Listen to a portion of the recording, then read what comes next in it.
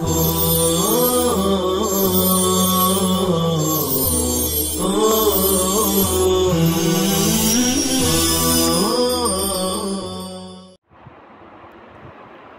اللہ الرحمن الرحیم الحمد للہ رب العالمین والصلاة والسلام علی سیدنا المرسلین وعلی آلہ واصحابہ الطیبین الطاہرین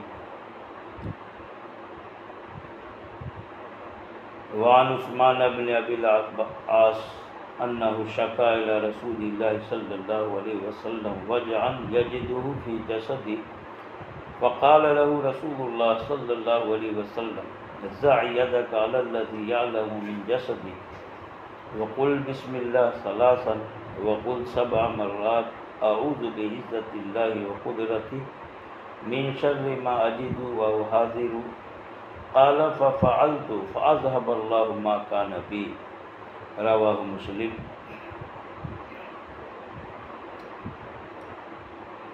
روایت میں حضرت عثمان بن ابی العاص کا ایک واقعہ بیان کیا جا رہا ہے کہ ان کے جسم میں کہیں درد ہوا، تکلیف ہوئی، لہذا انہوں نے آپ صلی اللہ علیہ وسلم کو اس درد تکلیف کی شکایت کی۔ انہ شکا الی رسول اللہ صلی اللہ علیہ وسلم وجعا، کہ عثمان نے آپ صلی اللہ علیہ وسلم کو اس درد اور تکلیف کی شکایت کی جسے وہ یجدہ فی جسدہ اپنی جسم میں پا رہے تھے، محسوس کر رہے تھے۔ آپ صلی اللہ علیہ وسلم نے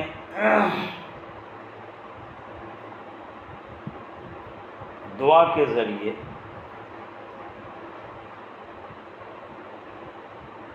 علاج کا ایک طریقہ بتایا۔ آپ نے فرمایا ضع یدک علی الذی یعلم من جسدک،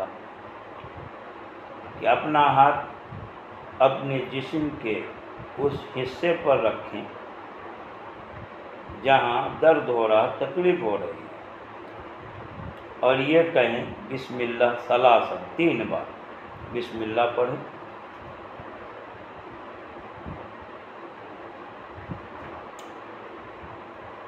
اور اس کے بعد 7 بار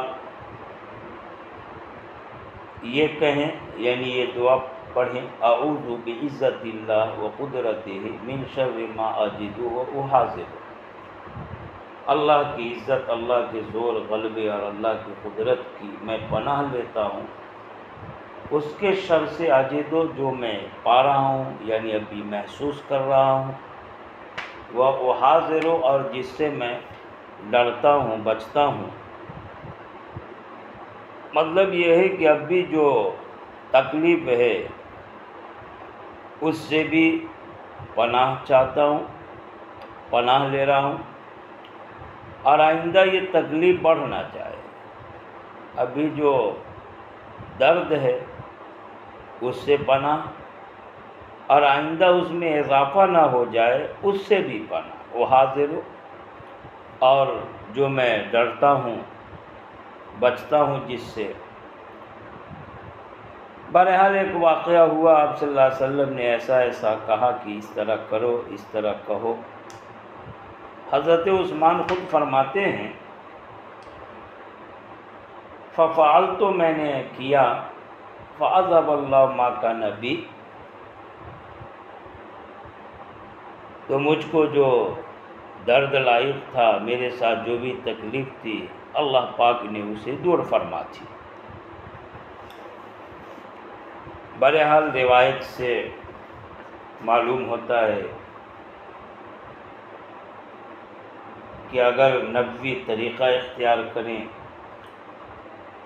جو دعا آپ صلی اللہ علیہ وسلم سے منقول ہے وہ دعا بیماری، تکلیف، درد پر پڑھیں، اللہ پاک اس کی برکت سے شفا یابی عطا فرماتے تھے۔ آگے روایت ابو سعید خدری کی ہے اس میں بھی ایک واقعہ ہے کہ حضرت جبریل علیہ السلام آپ صلی اللہ علیہ وسلم کے پاس آئے تھے، فقال، اور فرمایا تھا کہ اے محمد اشتکیتا، اصل میں اشتکیتا، آپ کی مزاج پرسی فرمائی جبریل امین نے اور کہا کہ محمد صلی اللہ علیہ وسلم، کیا آپ کو درد ہے، تکلیف ہے، کیا آپ بیمار ہیں؟ حمزہ استفہام کا محذوف ہے۔ تو آپ صلی اللہ علیہ وسلم فرمائے کہ ہاں۔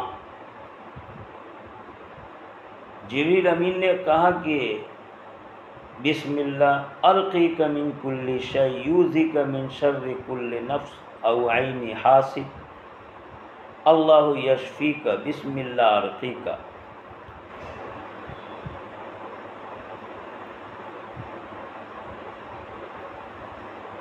کہ اللہ کے نام سے ارقی کا،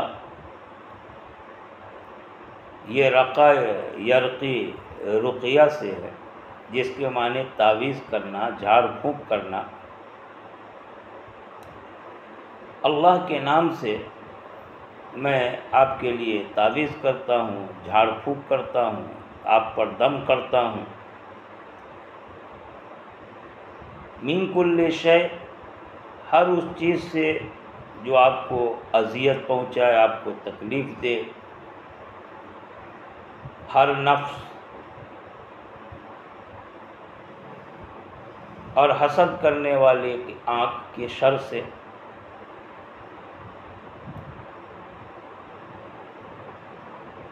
نفس کی برائی اور حاسدین کی بد نظری، اس سے میں آپ کے لیے جھاڑ پھونک کرتا ہوں۔ اللہ آپ کو شفا دے، اللہ کے نام سے ارقی کا میں جھاڑ پھونک کرتا ہوں، آپ پر دم کرتا ہوں۔ روایت ہے، ترجمہ بھی سامنے آ گیا۔ ماقبل کی روایت اور اس روایت میں فرق یہ ہے کہ ماقبل کی روایت میں آپ صلی اللہ علیہ وسلم کی دعا بیان کی گئی، اور اس روایت میں حضرت جبریل کی دعا بتائی گئی۔ بہرحال دونوں روایتوں سے درد تکلیف کے موقع پر عجیب غریب دعا ثابت ہوتی ہے، جو بہت ہی مؤثر اور کارگر دعا ہے۔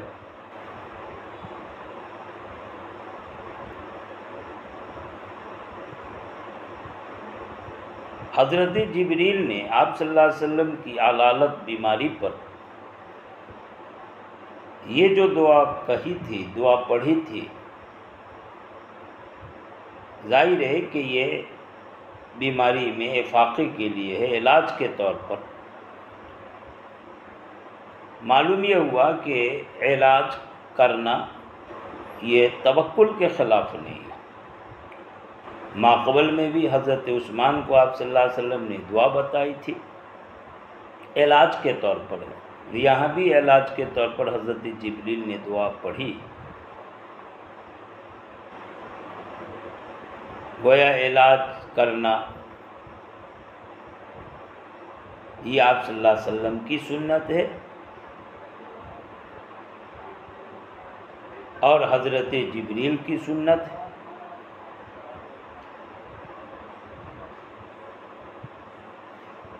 لہذا کامل یقین کے ساتھ اگر اس سنت کو زندہ کیا جائے، درد تکلیف بیماری میں اس طرح کی دعا پڑھی جائے، کوئی شک شبہ نہ رہے، تو ایسی دعا ضرور اثر کیا کرتی ہے۔ لیکن ہاں، ایسا نہیں ہے کہ بس اب بھی دعا پڑھیں اور فوراً اپنے آپ کی بالکل بحال ہو جانے، ٹھیک ہو جانے کی امید رکھ لیں۔ اللہ کے یہاں دیر ہے، اندھیر نہیں ہے، دعاؤں کا اثر ضرور ظاہر ہوتا ہے، لیکن جب وہ کامل یقین کے ساتھ پڑھی جائے اور تسلسل کو برقرار رکھا جائے۔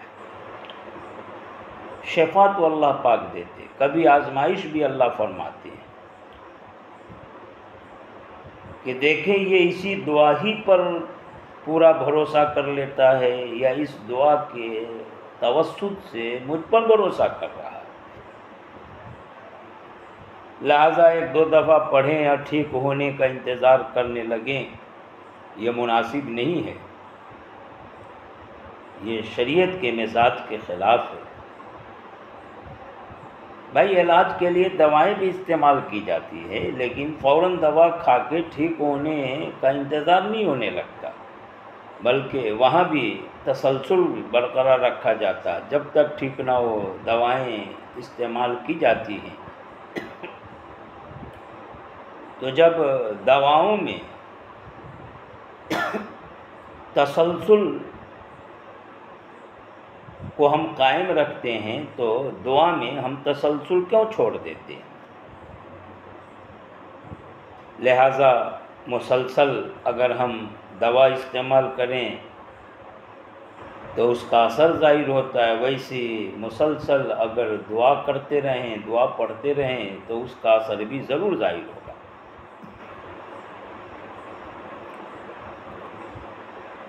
چنانچہ علماء نے کہا ہے کہ کم سے کم 7 دن، زیادہ سے زیادہ 40 دن تک ضرور مسلسل ایسی دعاؤں کا استعمال ہونا چاہیے، دعاؤں کا اہتمام ہونا چاہیے، پھر اللہ پاک محض اپنے فضل سے اور ان دعاؤں کی برکت سے اسے شفا اور صحت عطا فرما دیتے ہیں۔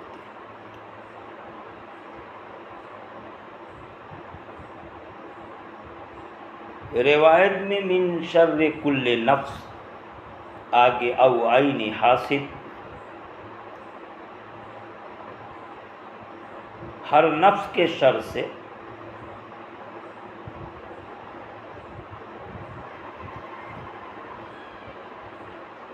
پہلے کہا تھا من کل شیء یؤذیک، اور آگے فرما رہے من شر کل نفس او عین حاسد۔ یہ بعد والا جملہ پہلے والے جملے کے لیے بدل ہے۔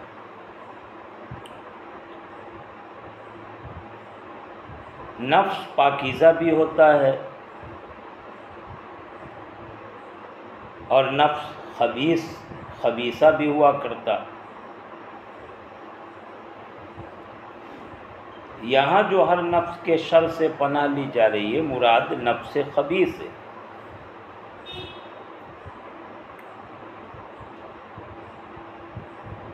آگے او عین حاسد،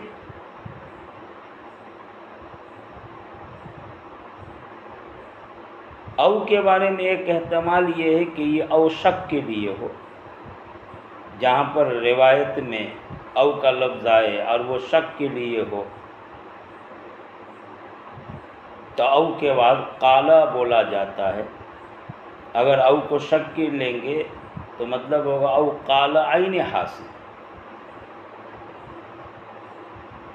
یعنی اس دعا میں من شر کل نفس کہا گیا یا فرمایا من عین حاسد یا من شر عین حاسد،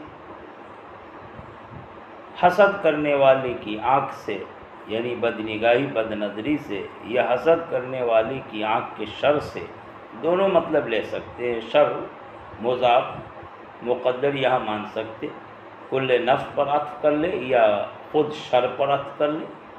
کل نفس پر عطف ہوگا تو شر یہاں مضاف مقدر، اور اگر خود شر پر عطف ہوگا تو اب مضاف مقدر نہیں ہوگا، شر خود معطوف علیہ بنے گا۔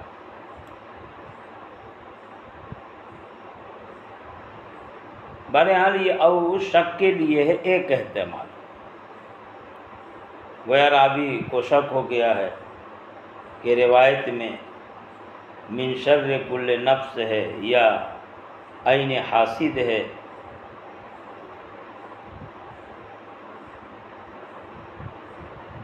مگر بعض محدثین فرماتے ہیں کہ یہ او شک کے لیے نہیں ہے بلکہ تنویع کے لیے،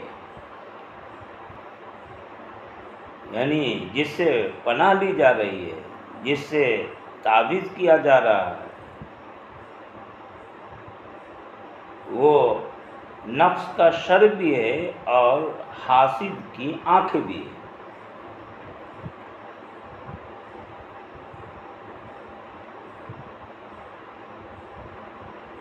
من شر کل نفس میں بتایا تھا کہ نفس سے نفس خبیث مراد ہے، انسان کا نفس خبیث بھی ہوتا ہے، پاکیزہ بھی ہوتا ہے۔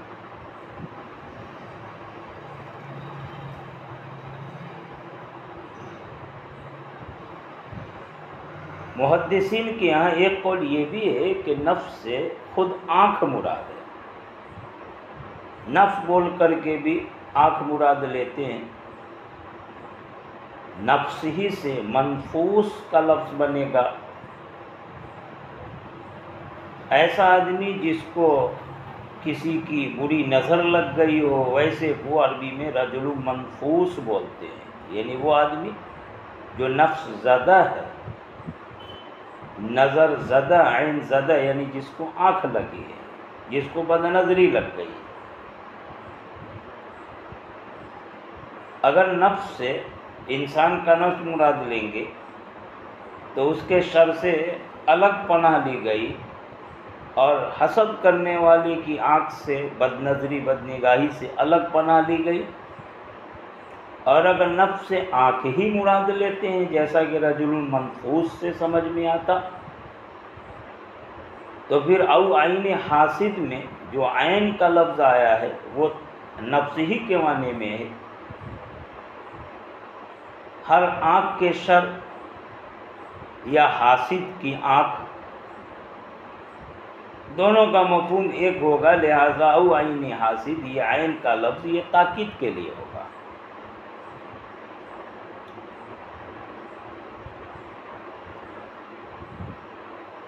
کسی کی نعمت پر جلنا بھولنا اور اس کی نعمت کے زائل ہو جانے کی تمنا کرنا، یہ حسد کہلاتا ہے۔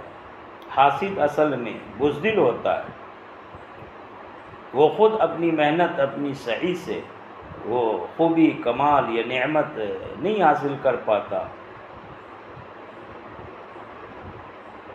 تو وہ کسی صاحب کمال سے جلتا ہے اور جل کر کے کوشش کرتا ہے کسی طرح اس کی یہ نعمت، اس کا یہ کمال ختم ہو جائے، اور بزدلیے کے سامنے نہیں آتا، کچھ نہیں تو بد نگاہی کرتا ہے، بد نظری کرتا ہے۔ بہرحال روایت سے بد نظری، بد نگاہی کا شر جس سے پناہ لی جا رہی ہے، جس شر سے جھاڑ پھونک کیا جا رہا، یہ برحق ہونا ثابت ہوتا ہے۔ العین حق، کہ نظر کا لگنا یہ برحق ہے۔ جب حاسد جو خبیث ہوتا ہے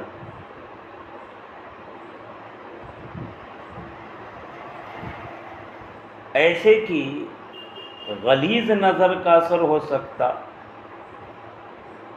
تو کوئی اللہ کا ولی ہو جو مخلص ہوتا ہے، پاکیزہ ہوتا ہے، جس کے نگاہ میں ایمان تقوی کا نور ہوتا، جب بری نظر کا اثر ہو سکتا ہے تو پاکیزہ اور اچھی نظر کا اثر ضرور ہوگا۔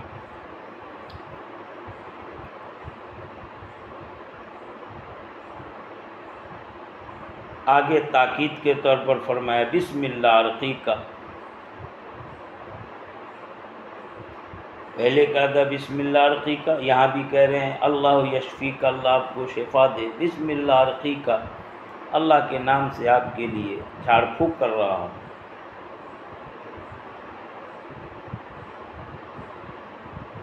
اس روایت سے آپ صلی اللہ علیہ وسلم کی بشریت بھی ثابت ہوتی ہے کہ آپ صلی اللہ علیہ وسلم بشر تھے، یہی وجہ ہے کہ بشری تقاضے سے آپ کو مرض لاحق ہوتا تھا، آپ کو بھی درد، آپ کو بھی تکلیف محسوس ہوتی تھی۔ اب بیماری میں جیسے بشر کا علاج ہوتا ہے، ویسی آپ صلی اللہ تعالی وسلم کے علاج کے لیے حضرت جبریل تشریف لائے اور اس طرح سے روحانی علاج فرمایا، اس طرح سے آپ صلی اللہ علیہ وسلم کے لیے دعا فرمائی۔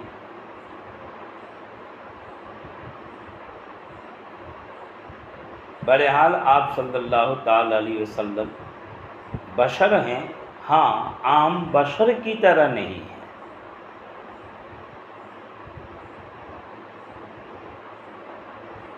جیسے بولتے ہیں کہ یاقوت حجر لا کل حجر، یاقوت ایک پتھر ہے لیکن عام پتھر کی طرح نہیں، ویسی محمد بشر لا کل بشر، کہ محمد بشر ہے لیکن عام بشر کی طرح نہیں ہے۔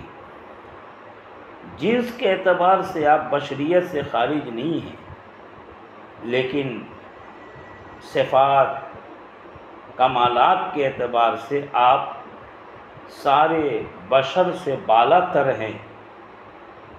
آپ کا مقام اتنا بلند ہے کہ سارے جہاں کی اعلیٰ بشریت بھی آپ صلی اللہ علیہ وسلم کی بشریت کا مقابلہ نہیں کر سکتی۔ بہرحال جو بیمار ہو، مریض ہو، اس کو تسلی بھی ملتی ہے کہ جب سارے عالم کے لیے رحمت بنا کر بھیجے جانے والے نبی محمد صلی اللہ تعالی علیہ وسلم جب بیماری، تکلیف، دکھ، درد کو محسوس کرے اور اس کے ازالے کے لیے، بیماری کے میں فاقے کے لیے علاج ہوا، تو اگر ہم بیمار پڑے تو ہم کو بھی تسلی رکھنے چاہیے کہ ہمارے محبوب صلی اللہ تعالی علیہ وسلم بیمار پڑے، علاج ہوا، ہم بھی بیمار پڑتے ہیں، لہٰذا ہم علاج کی فکر کریں، جسمانی علاج کے ساتھ روحانی علاج بھی ہو، دعاؤں کا اہتمام ہو۔ احادیث میں جو کلمات وارد ہے ان کلمات کو تسلسل کے ساتھ ورد میں رکھیں تو انشاءاللہ ان کی برکت سے اللہ بیماری سے شفا عطا فرماتے ہیں۔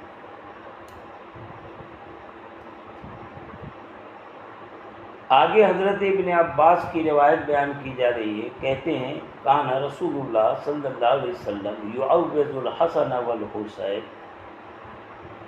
کہ آپ صلی اللہ علیہ وسلم حضرت حسن، حضرت حسین، ان دونوں کو اللہ کی پناہ میں دیتے تھے۔ چنانچہ کہتے تھے اعیذکما، میں تم دونوں کو پناہ دیتا ہوں بے کلمات اللہ تامہ، اللہ کے ان کلمات کے ذریعے جو کامل مکمل ہے، من کل شیطان، ہر شیطان سے، وہامہ، اور ہر زہر والے، ہلاک کرنے والے جانور، کیڑے مکوڑے سے، ومن کل عین لامہ، ہر اس آنکھ سے جو شر کو جمع کرنے والی ہو، یعنی بد نظری سے، بری نظر سے۔ اور آپ صلی اللہ علیہ وسلم فرمایا کرتے تھے کہ ان اباکما یعوذ بہا اسماعیل و اسحاق، کہ حسن حسین تم دونوں کے ابا یعنی حضرت ابراہیم علیہ السلام ان کلمات کے ذریعے اپنے دونوں بیٹے یعنی اسماعیل اور اسحاق کو اللہ کی پناہ میں دیتے تھے۔ آگے مصنف فرماتے رواہ البخاری وفی اکثر نسخ المصابیح بہما علی لفظ التثنیہ، امام بخاری نے اس حدیث کی روایت فرمائی ہے، اور مصابیح کے اکثر نسخے میں آپ شروع میں مبادیات میں پڑھ کے آئے ہوں گے، مصابیح اور مشکات المصابیح، یہ دو کتابیں دونوں کے مصنف پر کلام ہو چکا ہوگا۔ صاحب مشکات فرماتے ہیں یہاں کہ مصابیح جو اصل کتاب تھی اس کے اکثر نسخے میں یعوذ بہا کے بجائے یعوذ بہما، یعنی تثنیہ کی ضمیر ہے، تثنیہ کا لفظ، ان اباکما یعوض بہا اسماعیل و اسحاق، اور اکثر نسخے کے اعتبار سے ان اباکما یعوض بہما اسماعیل و اسحاق،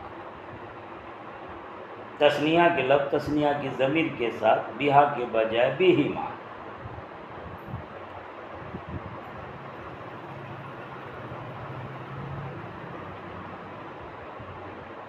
بہرحال اس روایت سے معلوم ہوتا ہے کہ آپ صلی اللہ تعالی وسلم اپنے دونوں پیارے نواسے حضرت حسن اور حضرت حسین پر ان کلمات کے ذریعے دم کیا کرتے تھے۔ آگے کی روایت حضرت عبداللہ بن عمرو کی آئے گی، جس سے معلوم ہوگا کہ حضرت عبداللہ بن عمرو ان کلمات کو تعویذ بنا کر چھوٹے بچوں کے گلے میں ڈال دیا کرتے تھے۔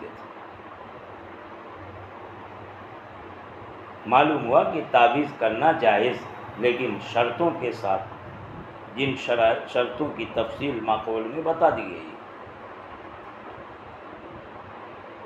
بے کلمات اللہ تامہ جو کلمات ہے، یہاں ان کلمات سے مراد اللہ کی اسماء حسنہ یا اللہ کے صفات،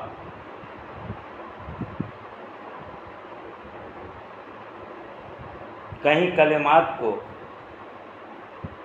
توحید کے دلائل کے لیے بھی استعمال کیا جاتا، کہیں کلمات کو اللہ کی معلومات پر بھی بولا جاتا۔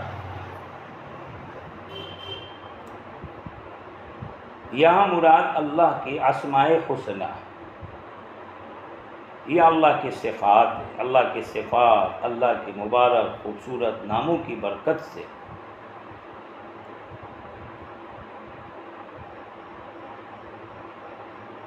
ان کلمات کے لیے تامہ کی صفت آئی کہ وہ کلمات جو تام مکمل ہیں۔ اصل میں عام انسانوں کے جو کلمات ہوں گے وہاں کسی نہ کسی اعتبار سے کمی ہوگی، نقص ہوگا، عیب ہوگا، لیکن اللہ کے کلمات ہر نقص، ہر عیب، ہر کمی سے پاک ہیں، اس وجہ سے وہ کلمات تام، کامل، مکمل ہیں۔ من کل شیطان، ان کا شیطان، یہ شیطان الجن، شیطان الانس دونوں مراد ہو سکتے ہیں۔ جناتوں میں جو شیطان ہو یا انسان میں جو شیطانی ذہن کے لوگ ہوں، شیطانی مزاج، شیطانی فطرت کے لوگ ہوں، ان سب کے شر سے پناہ لی جا رہی ہے۔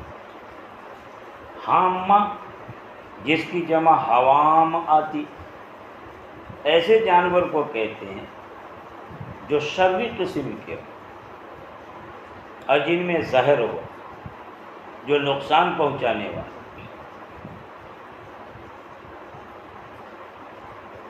لہذا زمین کے کیڑے مکوڑوں میں جو زہر والے ہوتے ہیں، جو مہلک، ہلاک کرنے والے، نقصان دہ ہوتے ہیں، ان کو حامہ سے تعبیر کیا جاتا ہے۔ حشرات الارض جو زمین کے عام کیڑے مکوڑے ہیں، عموم کے طور پر ان کو بھی حوام سے تعبیر کر لیا جاتا ہے۔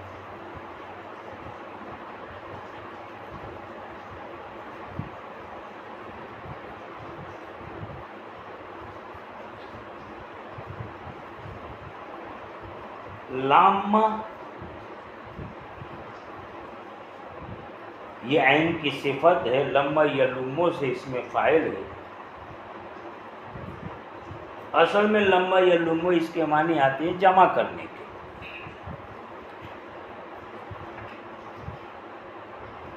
تو عین لامہ کا مطلب ہوگا ایسی آنکھ جو جمع کرنے والی ہو۔ کیا جمع کرنے والی؟ شارحین کہتے ہیں جامع للشر علی المعیول، وہ آنکھ جو شر کو جمع کر دینے والی ہو اس شخص پر جس پر آنکھ لگائی گئی ہو، جس پر نظر لگائی گئی ہو۔ معیول یعنی جس کو نظر لگا دی گئی، اس پر آنکھ نے شر کو جمع کر دیا، مراد جس سے بری نظر، بد نگاہ۔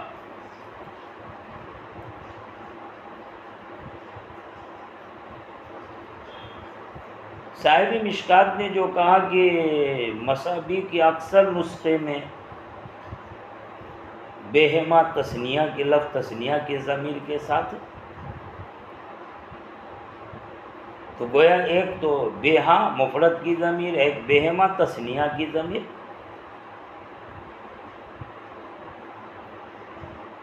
لیکن صحیح مفرد ہی کی ضمیر والی روایت ہے، تثنیہ والی روایت صحیح نہیں ہے. چنانچہ علامہ طیبی کی رائے یہ ہے کہ تثنیہ والی ضمیر کی جو روایت ہے وہ کسی لکھنے والے سے صحب کے طور پر آ گئی ہے،